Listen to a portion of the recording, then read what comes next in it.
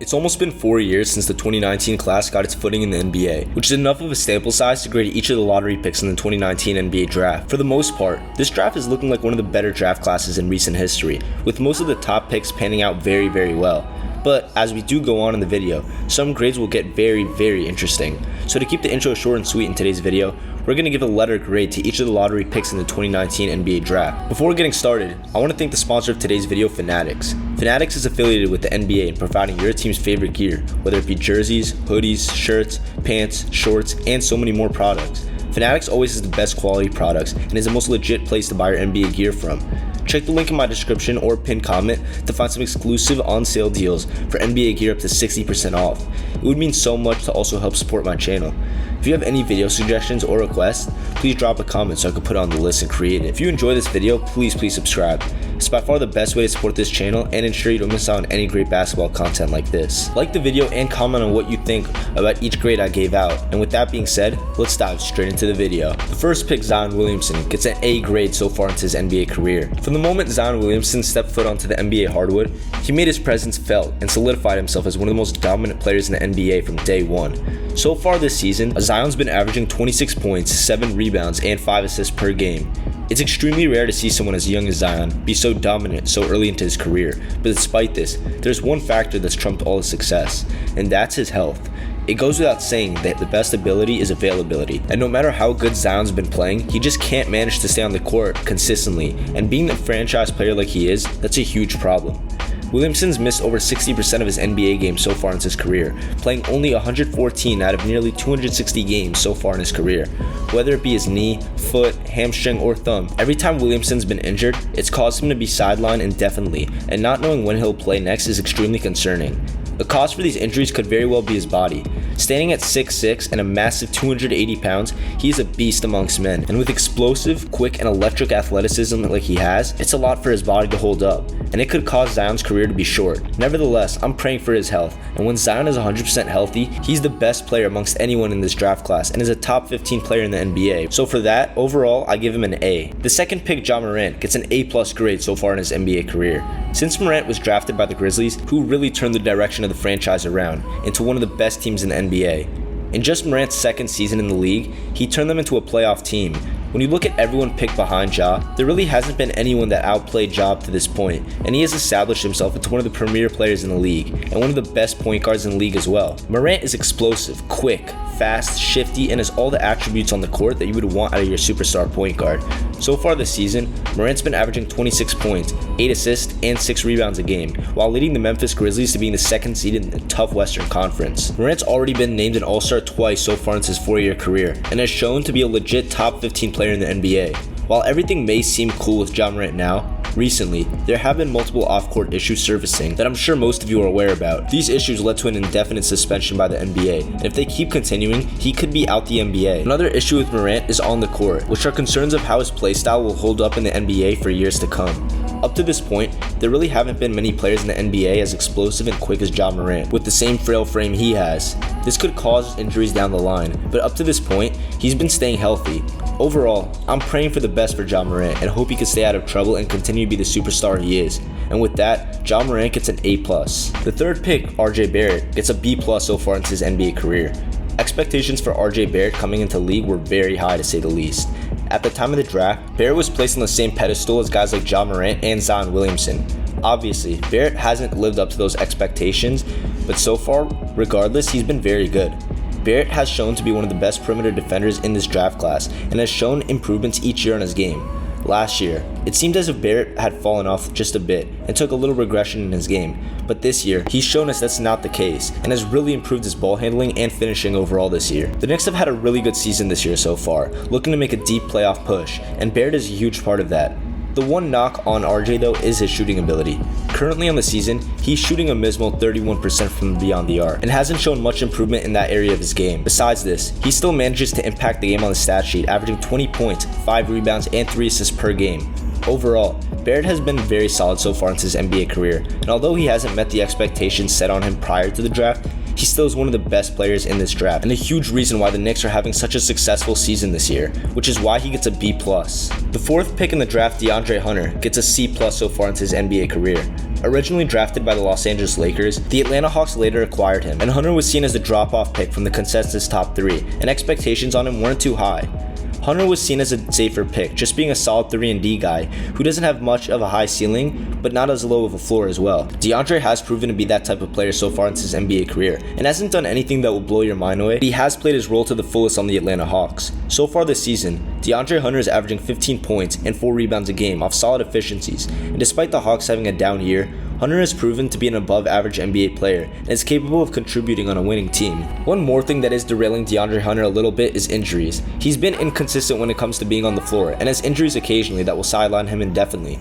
Despite this, when on the court, Hunter has been really solid, and although he's not nearly as good as the player picked right after him, he's definitely better than a lot of the lottery picks picked after him, and for that, I give DeAndre Hunter a C+. The 5th pick in the draft, Darius Garland, gets an A+ so far in his NBA career. There's no argument to be made denying that there's no player picked after the 5th pick that's better than Darius Garland. Garland has been on an absolute tear so far in his NBA career, and has led his Cavs team to a resurgence this season, and last season by making their first postseason without LeBron James since the early 90s. This year, Garland's been averaging 22 points and 8 assists per game, while earning his first of many All-Star appearances. Not only is Garland one of Cleveland's franchise cornerstones, but he's developing into one of the best guards in the NBA. Darius's handle is silky smooth, and he's extremely shifty when breaking down defenders one-on-one off the dribble and creating space. On top of this, Garland knows how to score on all 3 levels in a multitude of ways, craftily, and in an efficient manner as well. Darius also has proven that he's able to be reliable and on the floor when his team needs him the most, which is very important. This year,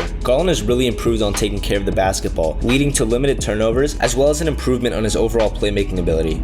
Getting a superstar like Donovan Mitchell causes Garland to lose a lot of shots he would usually get, but that brought another level of playmaking we didn't see prior. Overall, Darius Garland with the 5th pick was an absolutely amazing pick for the Cleveland Cavaliers, and there's no other option they should have taken instead of him. So because of that, Darius Garland gets an A+. The 6th pick in the draft, Jarrett Culver, gets a D- so far in his NBA career. Coming into the draft, Culver was seen as a very versatile prospect who could flourish in multiple different roles and do a little bit of everything. Unfortunately, things haven't worked out for Culver in his 4 years in the league, and is currently in the G League and not on a 2-way contract. During the draft, he was thought to have potential shooting, and he's yet to shoot 30% from 3 or be anywhere close to the shot creator or shot maker people thought he could be one day, and has really just been playing in a bench role during his time with the Hawks, Grizzlies, and Timberwolves. After just 2 seasons with the Timberwolves, he was traded to the Grizzlies for Patrick Beverley. The only reason I'm not giving him an F is because he's currently averaging 18 points a game in the G League, and is still showing he may have a chance to be a solid player one day in the NBA. Overall, Culver with the 6th pick turned out to be a very bad pick for the Timberwolves, because they didn't manage to get any value in return for him. But there is still time for him to carve out a role in the NBA. So for those reasons, Jarrett Culver gets a D-. The 7th pick in the draft, Coby White, gets a C so far in his NBA career. White started off his career very well, showing he could score the ball. Whether he scored in an efficient way or not is another story, but regardless, he showed to be one of the better rookie guards in the NBA. As time went on though, Coby White did suffer multiple injuries, which found himself not only regressing year by year, but also seeing his role being diminished into a bench role behind Lonzo Ball. Coby was seen as a potential above average point guard who could run the show entering the draft, but it doesn't seem like that's where his footing is in the league, and instead, he looks like a guy who will be a solid bench player at best. White also has struggled as a playmaker, which is a huge problem considering he's an undersized guard. He's also shown that he's not the most capable defender, which is also a huge problem. To be fair for Coby though, he has been getting inconsistent minutes throughout his career, where he has seen himself in starting lineups for stretches, then being off the bench, then back to a starting role, and then when Lonzo Ball suffered a season-ending injury, he came off the bench backing Ayo Dosunmu, which isn't easy. Throughout all of this, he's always shown a good attitude, accepted whichever role he was given. It's hard to carve out a role for a guy like Coby White, who's a scoring guard who isn't the best playmaker, but has shown flashes that he belongs in the NBA. And over time he will find his full footing in the league. So because of that, Coby White gets a C. The 8th pick in the draft, Jackson Hayes, gets a C- so far in his NBA career. Hayes has played off the bench for most of his time in the league, and has shown to be just an athletic rim-running big man. He doesn't really possess any real skills, besides for his rebounding and dunking ability, hence him being considered a raw prospect with upside. Despite that, the upside hasn't been tapped into, and he isn't being utilized as much by the Pelicans due to their very deep roster. Hayes has been pretty inconsistent game by game this year, and overall, in his first 4 seasons in the league, he showed flashes of what he could potentially be one day in the league, which is an above average contributor to a team, but for the most part, he's just been mediocre for those rest of the games. To be fair, the Pelicans haven't given Jackson consistent minutes, but despite this, that's part of the NBA game. Some players will get inconsistent minutes, and production must be shown in the playing time that they get. Hayes also doesn't possess a decent basketball IQ, and it especially shows on the defensive end, where his athletic gifts aren't being maximized as much as they should be. This pick overall just really didn't pan out like the Pelicans once hoped, and although he still may have some potential to grow, there definitely were some better choices for the Pelicans here, and because of that, Jackson Hayes gets a C. The 9th pick in the draft, Rui Hachimura, gets a D+. Now hold on, I know what a lot of you might be thinking. Why is Rui Hachimura getting a D+, but he's better than most of the guys drafted above him? And I would say you're right. Rui Hachimura as a player gets a B-, but the fact that the Wizards essentially traded him for nothing spoils the whole grade. Despite shooting the ball atrociously in his rookie year, Hachimura came in and provided instant offense for the Wizards, with his post-up game averaging 14 points and 6 rebounds a game. As time went on, it was expected that Hachimura would have more potential to improve as a player, but he hasn't shown that, and really hasn't improved on his perimeter game at all, which has limited him quite a bit. On top of this, throughout Rui's NBA career thus far, he's been a defensive liability and hasn't improved on that end either. Hachimura also has been pretty inconsistent so far, and has games where he'll go for 20+, but in the next game will score 2 off 1 for 7 shooting the next night. One thing that can be appreciated about Rui though, is he always has shown he's capable of competing at this level, as year by year his percentages are improving. Since being traded to the Lakers though, Rui has regressed quite a bit, production-wise, and that could be due to his minutes regressing, but regardless, it does raise some questions about what the future will look like for him. Overall, Hachimura has been a very solid player thus far in his NBA career, and definitely is better than some of the guys drafted above him, but the fact that the Wizards essentially traded him for nothing gives this grade a D+, but Rui as a player gets a B-. The 10th pick in the draft, Cam Reddish, gets a D. Similar to Rui Hachimura, this grade solely has to do with how the Hawks managed him, and how they only got a second-round pick by trading him to the New York Knicks. Up to this point, I would grade Cam Reddish as a C, especially considering the circumstances he's been put through. When you talk about a guy being moved from team to team and given inconsistent minutes throughout his career, despite the fact he's shown flashes multiple times of him being able to score on the NBA level, he definitely deserves a chance. Reddish has clearly shown he belongs in the NBA after a disappointing rookie year with the Hawks, where he really improved. When coming out of Duke, Reddish was expected to be an elite scorer at the NBA level, and although he hasn't been that, he's shown he's capable of being a microwave scorer off the bench. Surprisingly, Cam has also been a really good defender up to this point in his career, with good instincts to pair up with his athleticism. In his first 2 years in the league, Reddish was barely getting any minutes with the Atlanta Hawks, and when he got traded to the New York Knicks, many were optimistic that Cam would break out, but he somehow got even less minutes than he did on the Hawks. During this past trade deadline, he found himself on the Portland Trail Blazers and has shown flashes by having multiple 20+ point games and even a couple 30-point games, but is still finding his groove. Overall, I think Cam Reddish is a really good player, and if he's given the opportunity to develop, he can be a serious threat for a team. But due to him being drafted by the wrong team, and that team essentially trading him for nothing, the pick gets a D.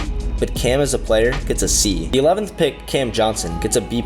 Johnson's been rapidly ascending, and although he's no longer with the Phoenix Suns, the pick was still great, not only because of how good he currently is, but also considering he was a key piece and arguably the biggest trade at the deadline in NBA history for Kevin Durant. Although Johnson was much older than the rest of the rookies, he had no problem scoring the ball efficiently from the moment he got into the league, shooting near 45% from the field and nearly 40% from 3. As his points per game went up each season, so did his percentages. He's been extremely consistent overall. Currently, on the season, Cam Johnson is averaging 16 points and 4 rebounds a game, shooting 47% from the field and 40% from 3. Scoring the ball from 3 and the mid-range isn't all Johnson can do. He also has been an impactful defender thus far as well. Cam Johnson's also extremely unique, because in a draft filled with either players who turn into stars or busts, Johnson is one of those guys who isn't just a role player, but has been an above-average starter in the league that every team in the NBA would love to have, and will be a key piece for a championship contender going forward.